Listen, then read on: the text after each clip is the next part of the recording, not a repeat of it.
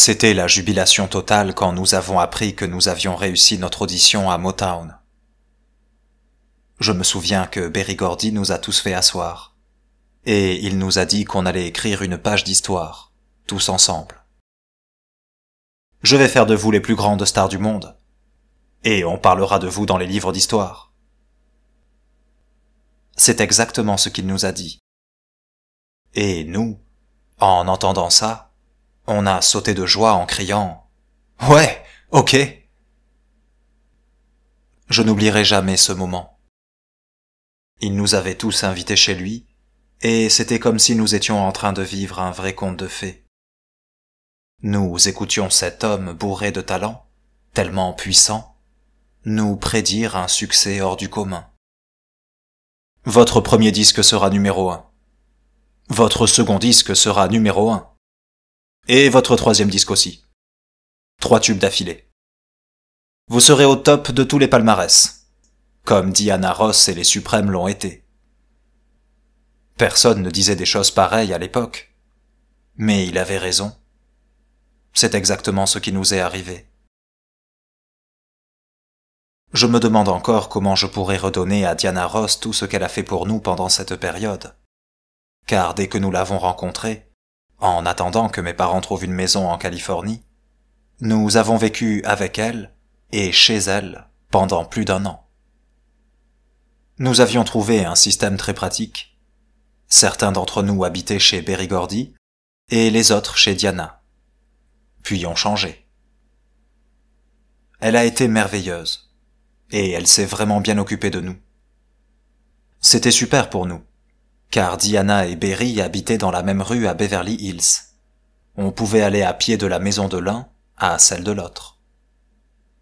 La plupart du temps, je passais la journée chez Diana, et la nuit chez Berry.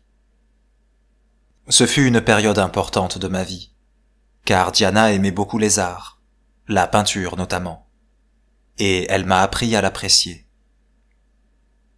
Elle m'a vraiment initié dans ce domaine. Tous les jours, on allait acheter du papier et du matériel de peinture. Quand on n'était pas en train de peindre ou de dessiner, c'est qu'on était en train de visiter un musée. Elle m'a fait découvrir les grandes œuvres de Michel-Ange, Degas, et depuis, je n'ai jamais cessé de m'intéresser à la peinture. Je lui dois beaucoup. Tout cela était tellement nouveau, tellement excitant pour moi.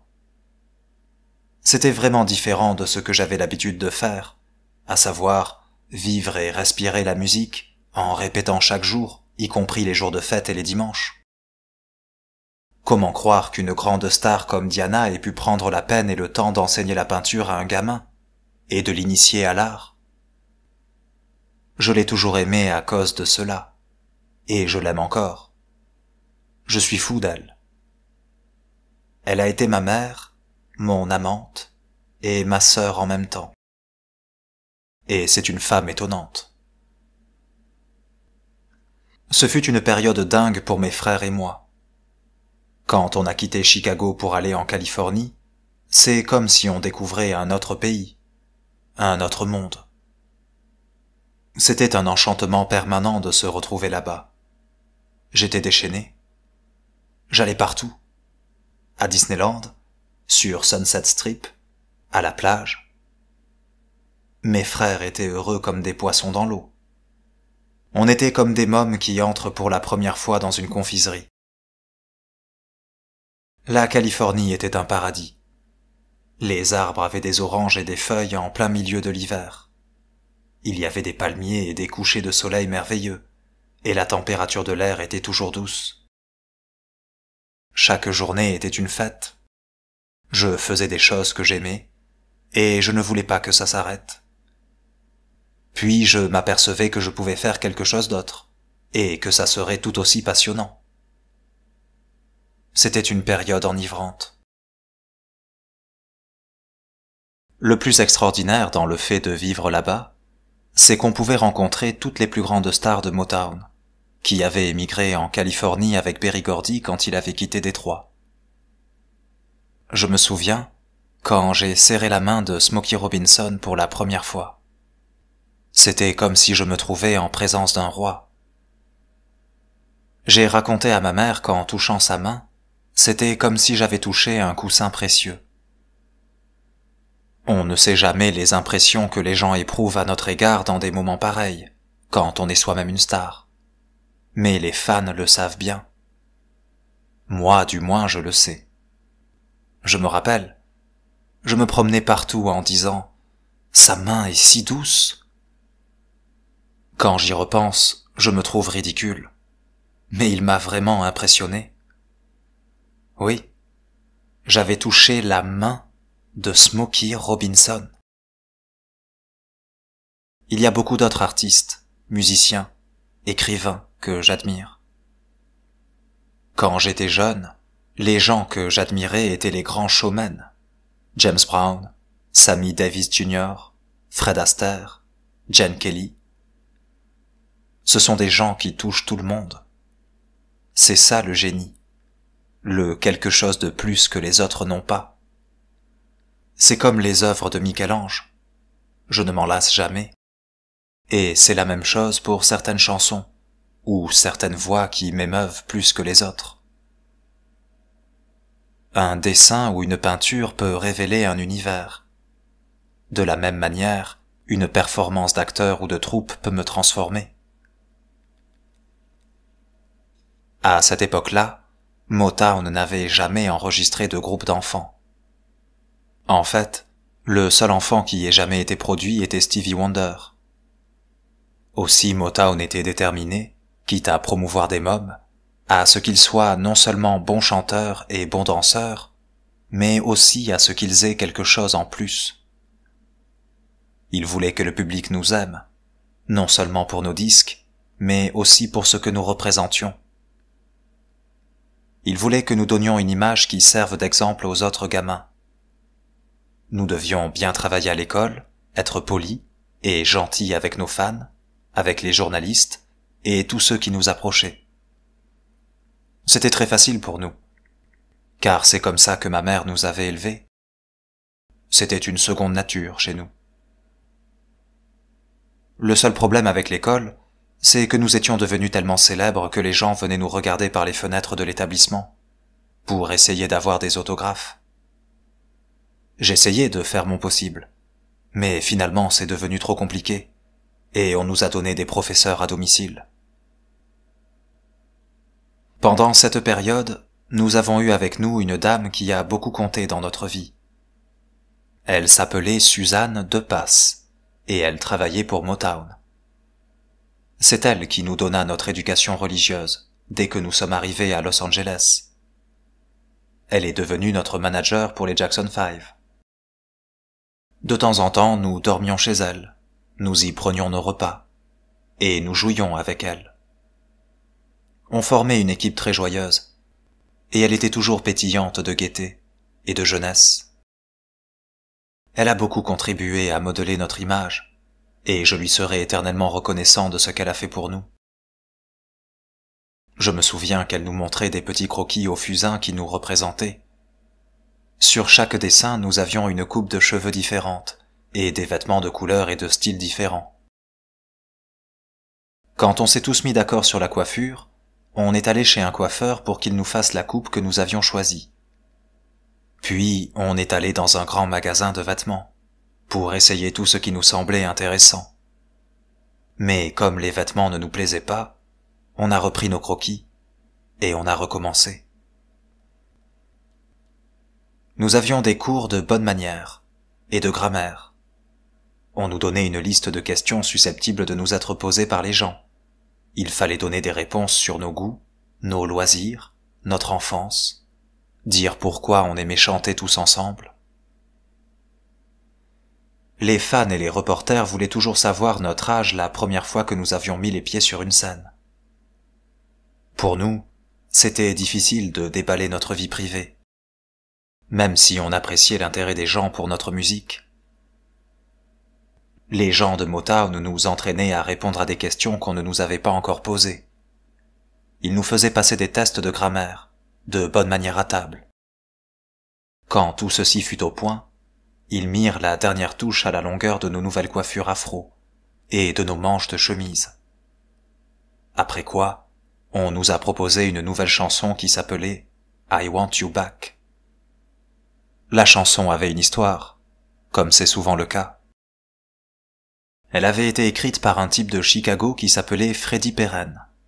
Il avait été le pianiste de Jerry Butler quand nous étions passés pour la première fois au nightclub de Chicago. Il avait eu de la peine pour les petits gamins que nous étions, à l'idée que si le patron de la boîte embauchait des mômes, c'est qu'il nous payait avec un lance-pierre.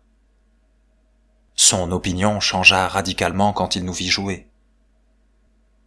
Au départ, cette chanson s'appelait I Want to Be Free, et elle avait été écrite pour Gladys Knight. Freddie avait même pensé que Berry pourrait contourner Gladys et donner la chanson au suprême. Entre-temps, Berry raconta à Jerry qu'il venait juste de signer avec un groupe de gamins de Gary, dans l'Indiana. Freddie comprit que c'était nous, et décida de miser sur le bon cheval. Quand on avait enregistré dans le studio Steeltown, Germaine et Tito s'étaient donné beaucoup de mal pour jouer le mieux possible.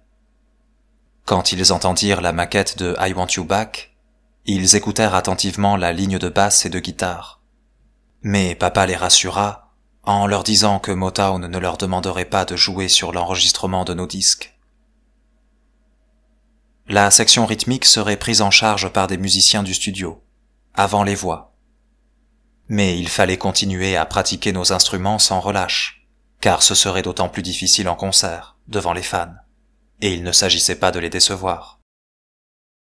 En attendant, nous devions tous apprendre nos textes et nos entrées. Les types qui s'occupaient de nous pour écrire et produire nos chansons travaillaient en équipe. Il s'agissait de Freddie Perren, Bobby Tyler, Dick Richard, Hal Davis et aussi Phonse Meisel. Ils se faisaient appeler The Corporation. Nous sommes allés dans l'appartement de Richard pour répéter, et il a été impressionné par notre façon de travailler. Il n'y avait presque rien à changer dans l'arrangement des voix qu'il avait écrit, et comme il trouvait qu'on était chaud, il suggéra qu'on aille directement au studio pour enregistrer nos voix. L'après-midi même, nous étions en studio. Nous étions tellement satisfaits par notre travail que nous nous sommes précipités tout de suite après chez Berry Gordy pour lui montrer notre travail. L'après-midi n'était pas encore terminé, et nous étions persuadés qu'après lui avoir fait écouter la chanson, nous serions rentrés à temps pour dîner. En réalité, il était 1h du matin quand je me suis écroulé sur le siège arrière de la voiture de Richard, en essayant de garder les yeux ouverts avant d'arriver à la maison. Gordy n'avait pas du tout aimé la chanson. Il avait fallu la rechanter, l'un après l'autre. Et du coup, Gordy entendait tout ce qui n'allait pas, et ce qu'il fallait changer dans les arrangements. Il essayait des nouveaux trucs avec nous, comme un chef de chorale qui fait répéter tous les membres du groupe pour donner l'illusion d'une seule voix, même si le public ne s'en aperçoit pas. Après nous avoir fait répéter et avoir réarrangé la musique, il me prit à part pour m'expliquer ce que je devais faire. Il me dit exactement ce qu'il voulait et comment il voulait que je le fasse. Puis il donna ses directives à Freddie Perren. Berry était brillant dans ce domaine. La séance d'enregistrement fut particulièrement impressionnante, parce qu'elle dura plus longtemps que tous les autres titres du disque. C'est comme ça qu'on travaillait à Motown à cette époque-là, parce que Berry insistait sur la perfection absolue, dans le moindre détail. Je n'oublierai jamais sa persévérance. C'était son génie. En voyant travailler Berry à ce moment-là, et aussi par la suite, j'ai appris beaucoup. Et je n'oublierai jamais ces leçons-là. Maintenant encore, je garde les mêmes principes. Berry a été un grand professeur, un grand maître. Il savait trouver les éléments qui, au lieu de rendre la chanson bonne, allaient en faire un tube. C'était magique chez lui, ce don de saupoudrer tout ce qu'il touchait avec de la poudre de perlimpinpin. Et ça marchait. Pour mes frères et moi, enregistrer à Motown était une expérience très excitante. Nos compositeurs et paroliers restaient avec nous pendant l'enregistrement qui durait jusqu'à ce que ce soit parfait. On pouvait rester des semaines à recommencer les mêmes voix, pour leur donner exactement ce qu'ils voulaient. Et c'est vrai que la chanson s'améliorait petit à petit, prenait forme, se sculptait au gré de leur changement. Tout pouvait changer. Les mots, les arrangements, les rythmes, tout. Berry laissait cette liberté à son équipe, car il était de nature perfectionniste. D'ailleurs, si eux ne l'avaient pas fait, lui l'aurait fait. Il avait vraiment du génie pour ça. Quand il entrait dans la pièce où l'on travaillait, il me demandait de changer telle chose, et aussitôt ça sonnait mieux. Il était étonnant. Lorsque le 45 tours I Want You Back est sorti en novembre 1969, il s'est vendu à 2 millions d'exemplaires en 6 semaines. Le suivant, ABC, est sorti en mars 1970, et il a fait 2 millions d'exemplaires en 3 semaines. J'aime encore la partie qui fait « Sit down, girl. I think I love you. No, get up, girl. Show me what you can do. » Quand notre troisième 45 tours, The Love You Save, est sorti, il est devenu numéro 1 en juin 1970. La promesse de Berry s'était réalisée. Après le succès de I'll Be There, l'automne de la même année, nous avons réalisé que les espérances de Berry avaient été dépassées et que nous pourrions lui redonner tout ce qu'il avait fait pour nous. Toute notre famille était très fière de cette réussite. Nous avions créé un nouveau son pour au moins 10 ans. C'était la première fois dans l'histoire du disque qu'un groupe de gamins accumulait autant de succès. Les Jackson 5 n'avaient jamais eu grand-chose à redouter des autres groupes de gamins de notre âge.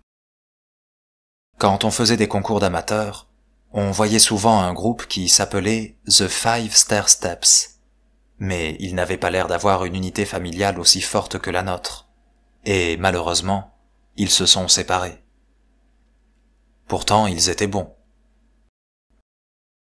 Après notre hit ABC, on a commencé à voir d'autres groupes, lancés par les maisons de disques pour essayer de nous imiter et suivre notre locomotive. Je les aimais beaucoup. Il y avait The Partridge Family, The Osmonds, The DeFranco Family. The Osmonds étaient très différents de nous par leur style musical. Ils étaient beaucoup plus crooners. Dès qu'on faisait un hit, tous les autres groupes embrayaient dans notre sillage.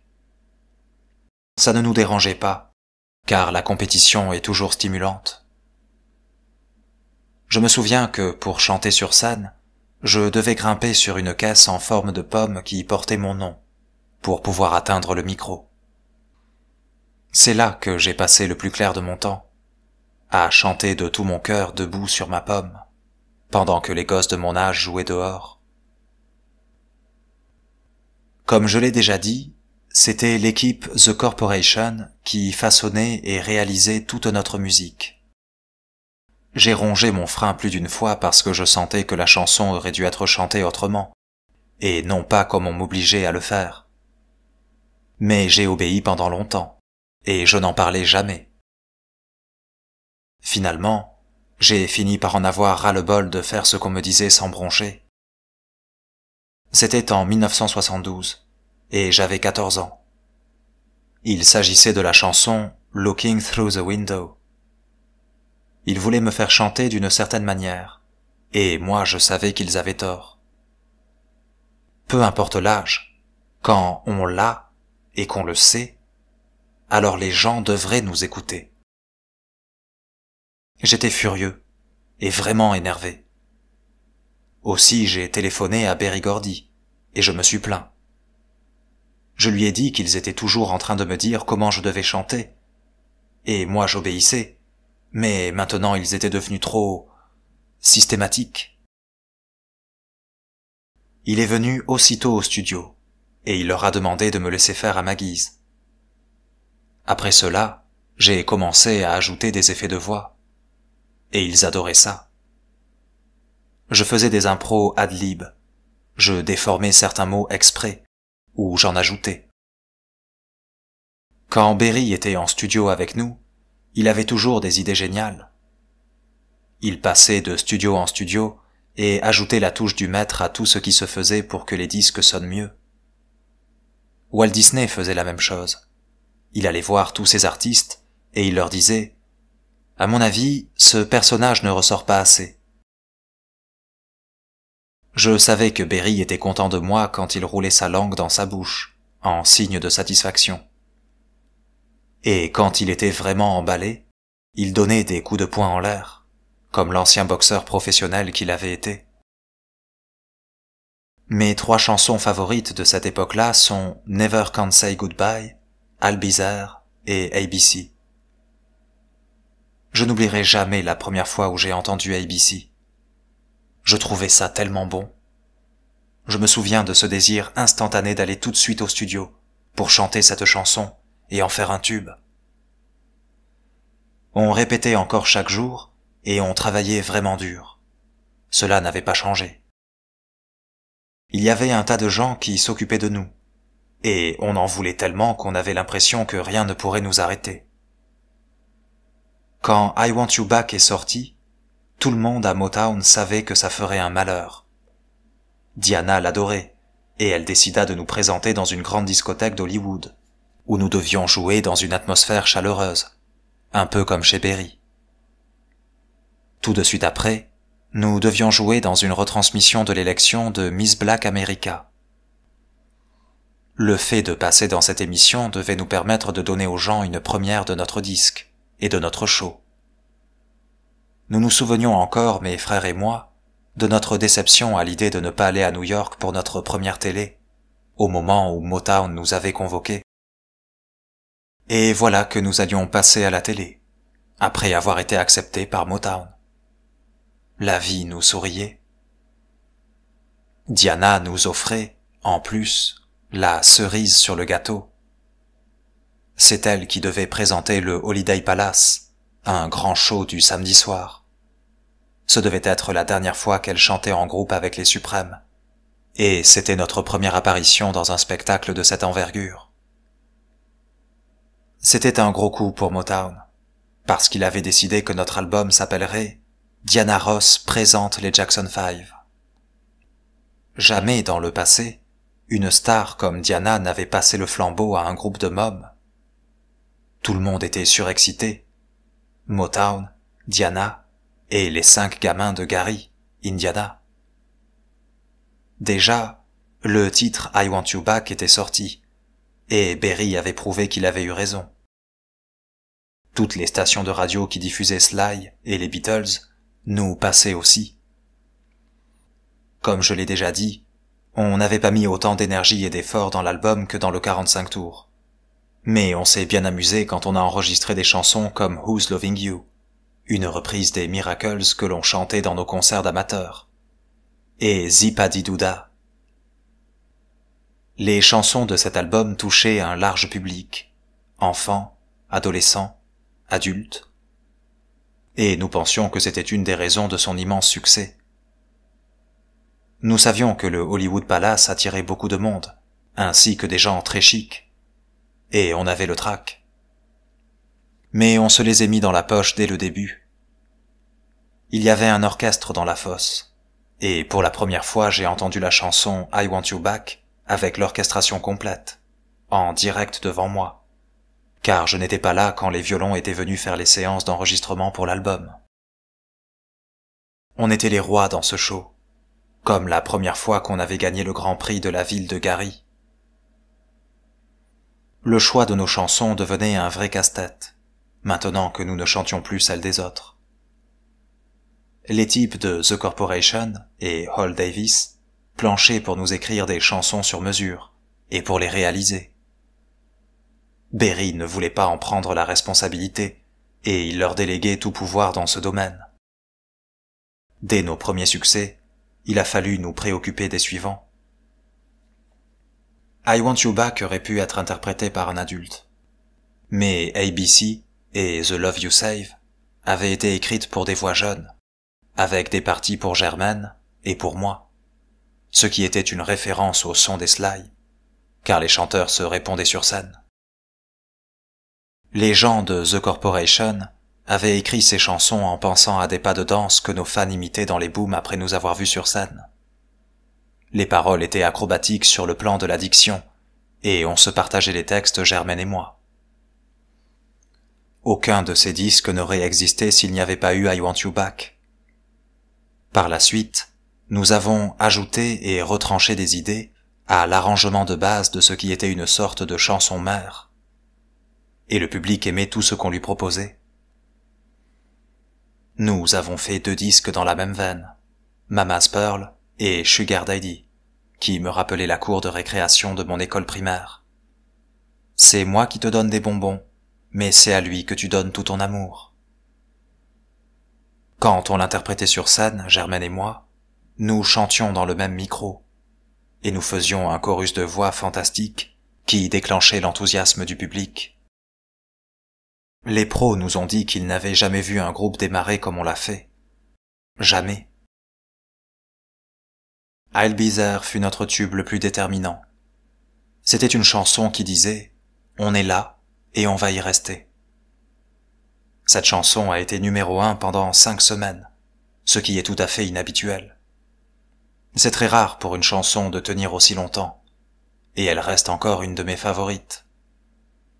Les paroles disaient « Toi et moi, faisons un pacte. Le salut est possible si nous le voulons assez fort. » Ça ne ressemblait guère à Willie Hutch et Berry Gordy, cette façon d'écrire, car dans la vie, quand ils n'étaient pas en studio, ils étaient tout le temps en train de faire les clowns avec nous. J'ai eu le frisson dès le premier instant où j'ai écouté la maquette. Je ne savais même pas ce qu'était le son d'un clavecin avant qu'on nous joue les premières notes. La réalisation géniale de ce titre est due à Hall Davis, assisté de Suzy Hideka, mon âme sœur, qui veillait à ce que je mette la bonne émotion dans chaque chanson, en restant constamment près de moi. C'était une chanson sérieuse, mais nous y avons mis de la gaieté, comme dans un autre titre des Four Tops qui s'appelait Reach Out, I'll Be There. Nous nous sentions de plus en plus inscrits dans l'histoire et l'avenir de Motown. Au départ, c'est moi qui chantais les parties rapides, et Germaine qui faisait les ballades. Mais, bien qu'à 17 ans la voix de Germaine soit plus mûre que la mienne, moi, j'adorais les ballades, même si ce n'était pas encore mon style. C'était notre 4e tube en tant que groupe, mais les gens aimaient autant la face B qui contenait une chanson de Germaine, I Found That Girl, que la face A, The Love You Save. Avec tous ces titres, nous avons combiné un medley bien ficelé, avec des pauses instrumentales pour la danse. Et c'est ce medley que nous donnions dans les shows télévisés de toutes sortes. Nous sommes passés 3 fois dans le Ed Sullivan Show. Motown nous faisait répéter les interviews à l'avance, mais Ed Sullivan est un des présentateurs les plus charmants que j'ai connus, et il savait nous mettre à l'aise. En évoquant cette période, je pense que nous étions des robots programmés par les gens de Motown, et je ne suis pas sûr que j'aurais fait les choses de cette manière moi-même. Mais, si j'avais des enfants, je ne leur dirais pas ce qu'ils doivent dire. C'était la première fois que les gens de Motown dirigeaient une équipe d'enfants, et après tout, qui peut dire qu'ils avaient tort ou raison? Quand les journalistes nous interviewaient, il y avait toujours quelqu'un à côté de nous pour filtrer les questions et guider nos réponses. Nous n'aurions même pas imaginé dire quelque chose qui les froisse. Je pense qu'ils redoutaient que nous fassions passer une lueur de militantisme black, à une époque où il était très actif. Le fait de nous avoir laissé porter des coiffures afro leur faisait peut-être craindre d'avoir créé des petits Frankenstein. Un jour, un journaliste a posé une question sur le Black Power, et ils ont répondu à notre place que nous ne nous considérions pas comme autre chose qu'un produit commercial. C'était une réponse bizarre. Mais quand nous sommes partis, nous avons fait un clin d'œil et nous avons levé le poing, comme les militants. ce qui a eu l'air de faire plaisir aux journalistes. Nous avons même rencontré Don Cornelius dans son show, le Soul Train. Et il avait été disc jockey à Chicago quand nous y étions, et nous nous connaissions bien. Il y avait toujours d'excellents danseurs qui venaient de notre région dans son émission, et ça nous donnait des idées pour nos pas de danse. Dès que les disques ont commencé à marcher, nous avons connu la vie folle des tournées et des concerts. Il y a eu d'abord la grande tournée des Jackson 5 à l'automne 1970. Nous avions des salles énormes, comme le Madison Square Garden et le Forum de Los Angeles. Après le gros succès de Never Can Say Goodbye en 1971, nous avons donné 45 concerts cet été-là, puis 50 autres un peu plus tard.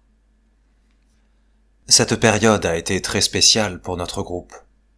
Nous étions très liés, mes frères et moi, et nous vivions tout le temps ensemble, dans l'affection et la loyauté. Nous faisions les fous, et nous faisions des farces aux gens de notre entourage. Nous n'avons jamais dépassé les bornes en jetant des télés par les fenêtres, par exemple. Mais il y avait pas mal d'eau et de plumes qui volaient autour de nous. Il faut dire qu'on meurt d'ennui à passer autant d'heures sur la route. Et quand on se retrouvait coincé dans nos chambres d'hôtel, il fallait absolument trouver quelque chose d'idiot à faire pour passer le temps.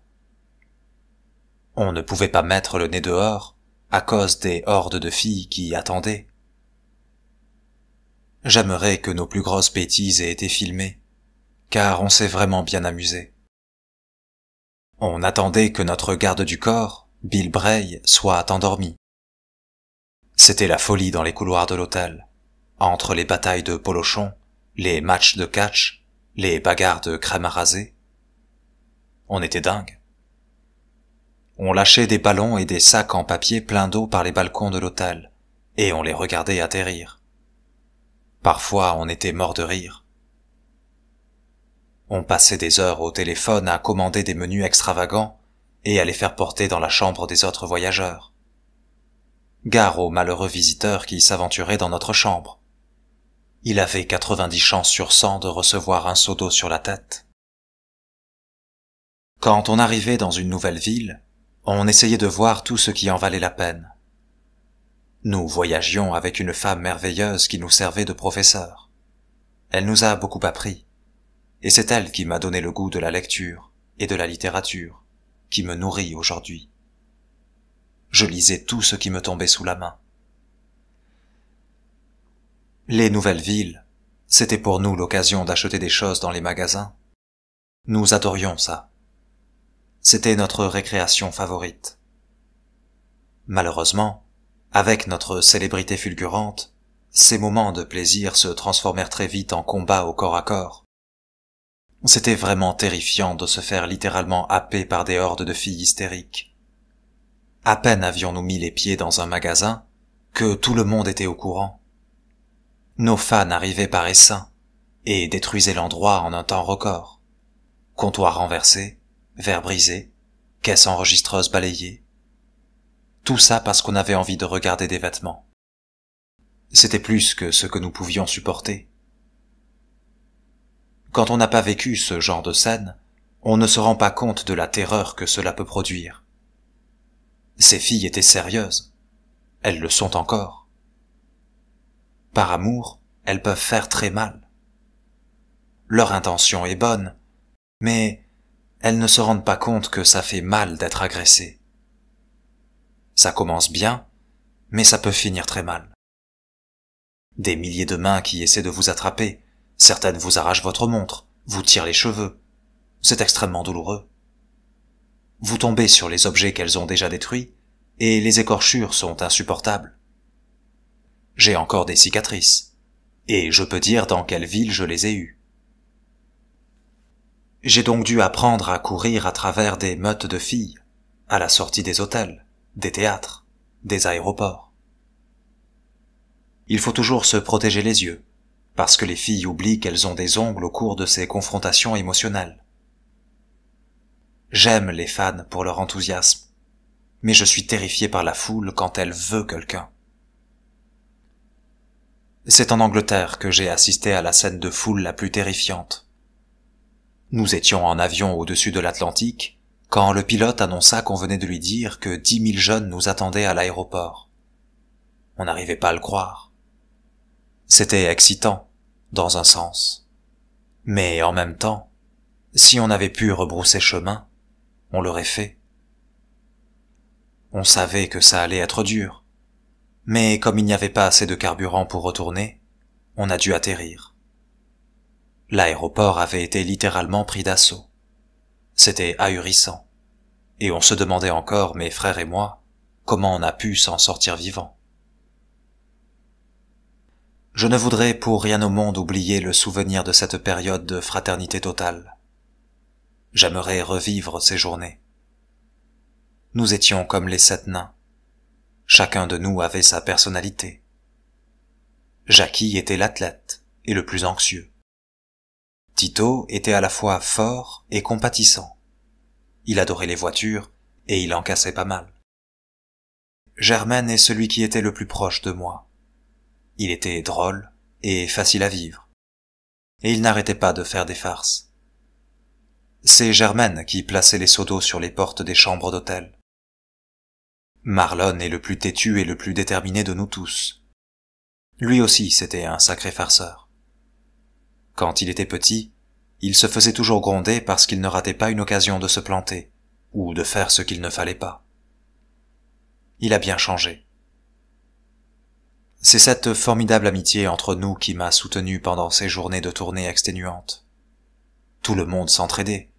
Jackie et Tito nous empêchaient d'aller trop loin dans les plaisanteries, mais ils avaient bien du mal à contrôler Germaine et Marlon quand ceux-ci déclaraient « On va faire les fous ».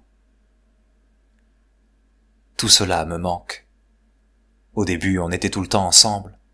On allait dans les parcs d'attractions, on montait à cheval, on allait au cinéma. On faisait tout ensemble. Dès que quelqu'un disait « Moi, je vais à la piscine », tout le monde s'écriait « Moi aussi ».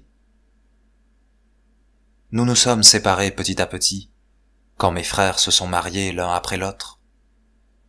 Le changement s'est produit quand chacun s'est rapproché de sa femme et qu'une nouvelle unité familiale s'est créée pour chaque couple. Une partie de moi aurait aimé rester comme nous étions, frères et meilleurs amis à la fois. Mais les changements sont inévitables et apportent du bon, d'une manière ou d'une autre. Nous aimons toujours être ensemble et nous passons toujours des moments super quand nous nous retrouvons. Mais cette période idyllique, de vie libre, est passée. Quand nous étions en tournée avec les Jackson 5, je partageais toujours la chambre de Germaine. Nous aimions les mêmes choses. Comme Germaine était aussi le plus coureur de tous, on a eu du bon temps, avec les filles. Je pense que c'est à cause de ça que mon père décida de nous avoir à l'œil, plus que les autres. Généralement, il prenait une chambre juste à côté de la nôtre, pour entrer à l'improviste et voir ce que nous étions en train de faire. J'ai toujours haï ce genre de choses. Non seulement parce qu'il contrôlait notre vie privée, mais aussi parce qu'il se permettait des plaisanteries douteuses.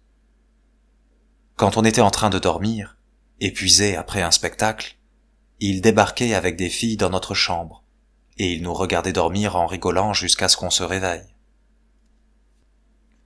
Pour moi, le show business et ma carrière représentaient toute ma vie au cours de ces années d'adolescence.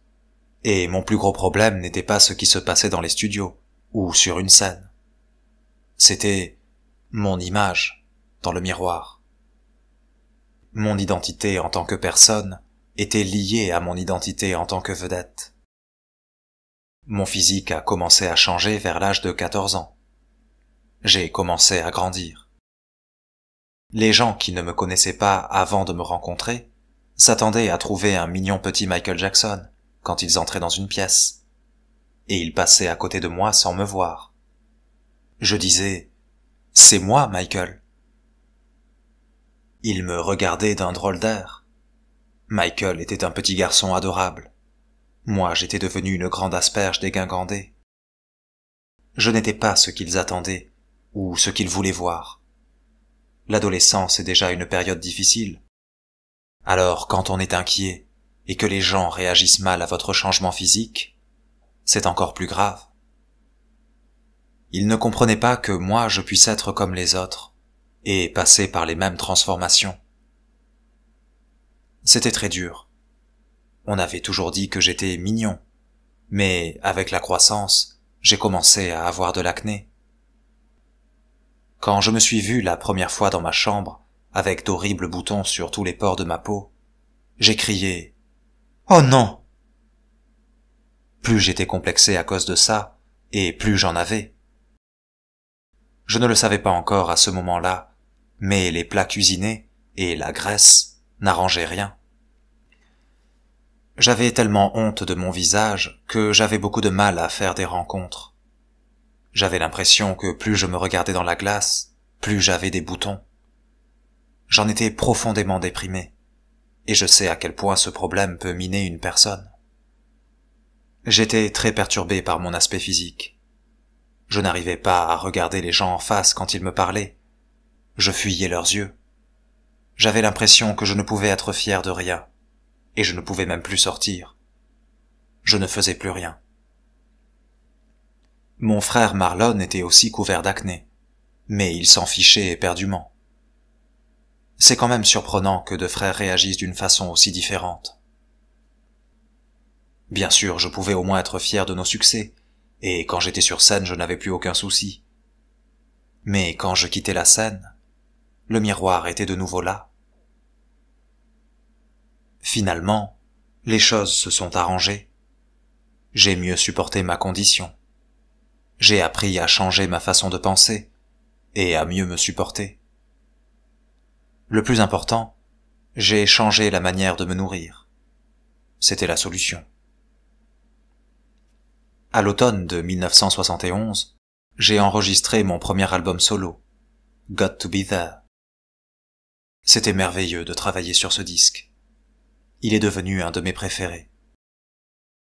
C'était l'idée de Berry Gordy que je fasse ce disque seul, et je suis devenu un des premiers d'un groupe de Motown à sortir du lot.